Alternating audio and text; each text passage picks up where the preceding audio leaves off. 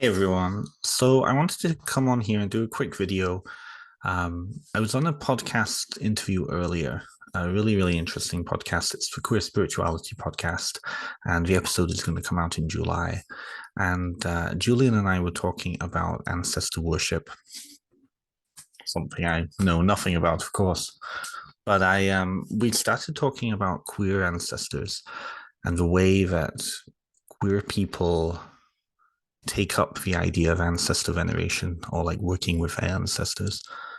And that's been a recurring thing throughout all of the podcast interviews I've been doing with so many of the guests I've had on. And I wanted to do a little video right now because today is the 7th anniversary of the Pulse nightclub's shooting in 2016. A gunman went in and committed one of the worst attacks on the LGBT community. It was horrific. And I remember for weeks afterwards, I personally was not okay. So many people in the community were not okay.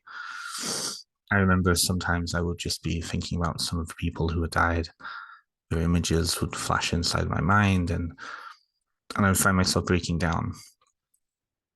It was such a strange year too. 2016 was such a strange year because there was a lot of rhetoric floating about, and I think it really shocked the community out of a sense of complacency. And it certainly shocked me. So around that time, about a year later-ish, I had started down a spiritual path, and ancestor veneration became a big thing for me, even more so than it was already. And uh, and so, part of my process of being a queer person and discovering for myself what ancestor veneration meant for me was also discovering what ancestor veneration meant for those communities that were not blood related to my blood relatives. So the queer community particularly. I found it interesting today when Julian and I were talking. We were talking about how queer people take up spirituality. And a very common recurring thing is for queer people to just completely remove themselves and disown any form of spirituality. And that often comes from religious trauma. That often comes from a sense of rejection, that there just isn't an interest. And I would like to challenge that notion. I often see, at least in the crowd that I run with, that spirituality becomes even more important for the queer community, regardless of what that spirituality is. I mean, I have friends who are pagan, I have friends who are Buddhist, I have friends who are attracted to Hinduism, I have friends who are really then connected with their Christianity or their birth religion. And so it becomes a really interesting lie that we tell ourselves that queer people are, because of religious trauma, automatically not interested in spirituality.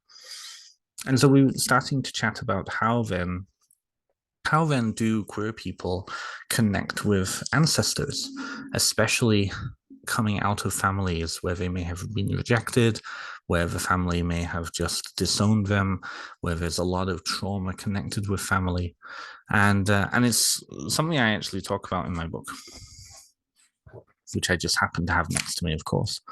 And I talk about marginalized communities and how marginalized social communities often find community in different ways. And ancestors are one of those ways. We find our chosen family, and that chosen family becomes ancestral. And so, if anybody's interested in not only learning more about ways of working with the ancestors, but ways about working with queer ancestors, particularly, I suggested that I suggested to Julian that what people can do, it's not a should do, it's a can do. What people can do is start to explore what family means for them. What does chosen family mean for them? What does being part of a lineage of any sort mean? And how does then that relate to ancestor work? and ancestor veneration. So it really got me thinking tonight.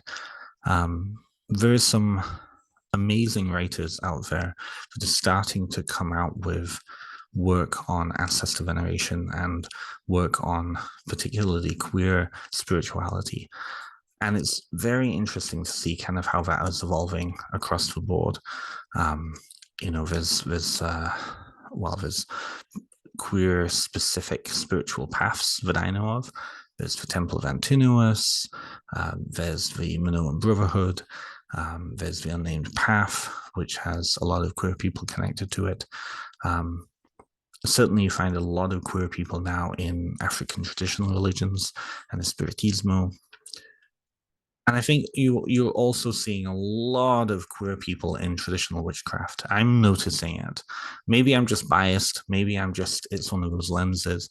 But the majority of traditional witches I know are either queer individuals or straight women. And I know there are also straight men too. But I'm just seeing so many queer people, particularly AMAB individuals, who are attracted to traditional witchcraft. It's kind of neat. It's really interesting to see, and there's a lot of interesting discussions going on around queerness. Part of those discussions I'm having with most of my guests this summer is around the connection between queerness and their spirituality. And so when it comes to ancestor work, and I talk about it in the book, begin to look at the different forms that ancestor can take, and then see how that relates to queerness, queer identity, gender identity, marginalized identities of any kind. Anyways, I don't know why I came on here. I just thought I'd do a little video of that because it's been on my mind. One of the questions that Julian asked me today was, how do I define spirituality? And I have to be honest, it's something that is so important to me, but it's not something I can pin down. I had made the case that spirituality was so important I think spirituality offers a lot and is important to people's lives because it facilitates opportunity in so many different areas of life. It can impact the social, it can impact the psychological, it can impact the physical even. And so different aspects of people's lives can be catered to through spirituality. And ancestor veneration, I keep pointing out to my book, sorry. Ancestor veneration is one of those things that I think offers a lot for people. And it's such a huge form of spirituality in itself, right? I hope that you'll be joining in on some of the other podcast interviews that I've got going on this summer. I've got some really, really fascinating people from all sorts of different spiritual backgrounds coming on.